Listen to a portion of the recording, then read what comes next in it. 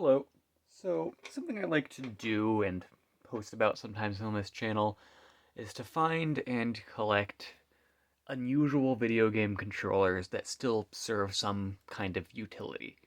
So today I just wanted to do a quick video on what I think might be the strangest video game controller I own, which is this thing.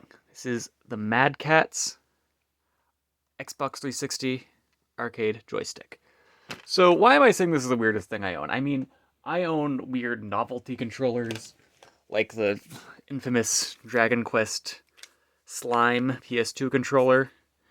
I own massive arcade sticks, like this one I can't even fit on frame, and it's heavy too. It's Mortal Kombat.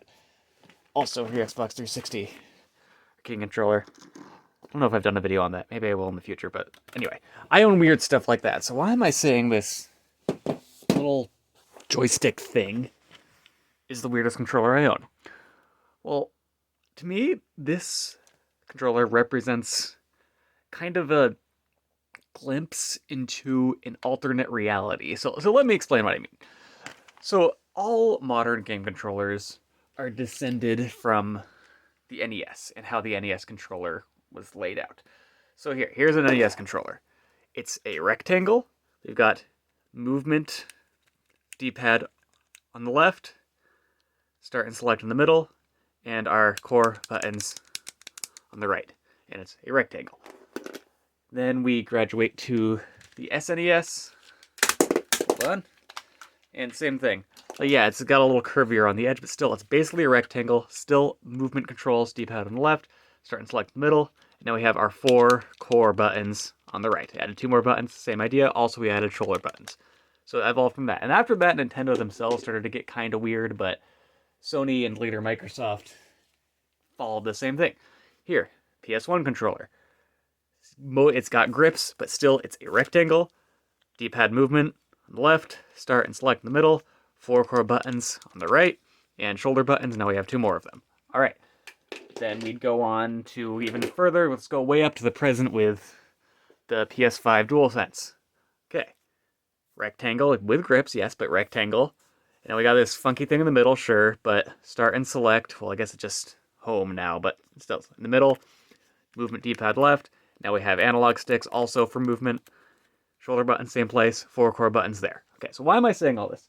Well, before the NES, we had the Atari 2600. So this weird Xbox controller here, to me, is a glimpse into the alternate reality where the video game market never crashed, and instead of the NES coming along and saving it, the Atari just kept doing well for itself and evolving. So this controller is not a rectangle, it's a square, and the movement is not separated by sides, it's just a big thing in the middle, and we got 1 button over there. That's the only button on this thing. The original Atari 2600 joystick. So, imagine now if years passed, and instead of evolving from the NES rectangle layout, we evolved from the Atari 2600 big joystick in the middle layout. You might get something like this. So, it is a square, not a rectangle, and we got a big thing sticking out straight up like that. So, I just think it's interesting. And what's also interesting about this is there's not many controllers like this now. There's some like variants of different controllers, like you got fight sticks, you've got HOTAS flight controllers, you've got steering wheels. There's like lots of versions of that if you're into that kind of thing. And then there's adaptive controllers, etc. too, but you don't see a lot of controllers like this, and it's true there's not a lot of games made for stuff like this, but it is very unique, and it does have some utility. So let's just give a walkthrough of this thing. Of course, the big standout is the big sticking up joystick. So it's not directly in the middle like the Atari is, but it's still similar in height. Let's compare. Like, yeah, it's a little bit taller, but still similar in both appearance and height. And this counts as a left analog stick. And let me tell you, this is extremely smooth. Like, weirdly so. And it clicks in like the normal Xbox 360 and most modern joysticks click in, and it has this button on the top, a little trigger. Feels like you're pressing a detonator or something. And this counts as the same as the B button, by the way. It's got a right stick too. Seems again like a more traditional right stick, but again, really ridiculously smooth feeling. I don't know if that's just mine. The person I bought it from kept it in great condition, but this thing is buttery smooth. Another weird thing about this is this twisty thing. So like the joystick here, it's fine. We have the spin wheel. So this is its own control mechanism, right? So if you're going to plug this in through an adapter or something, or on PC, this reads as repeatedly pressing the left or right on the D-pad. So that would be left, that would be right. This is for games like Tempest, stuff like that, where you're just a ship spinning around shooting things. So there is a purpose to games like that, but very few games now use that, and therefore there's very, very few controllers. I honestly can't think of a single other one that has a spin wheel like this as a control mechanism. So if you want something like that, this is like your only option. Now let's look at the more normal parts of this controller. It does have a regular D-pad, and this is honestly a pretty bad D-pad. Like, it works, but it's not great. It doesn't feel great. It's not mushy, it's just kind of stiff feeling, but whatever. It's got your normal middle Xbox button, whatever. And then your 4 core buttons, those are fine, unchanged, and your start and select. That's all normal. It does have a turbo function.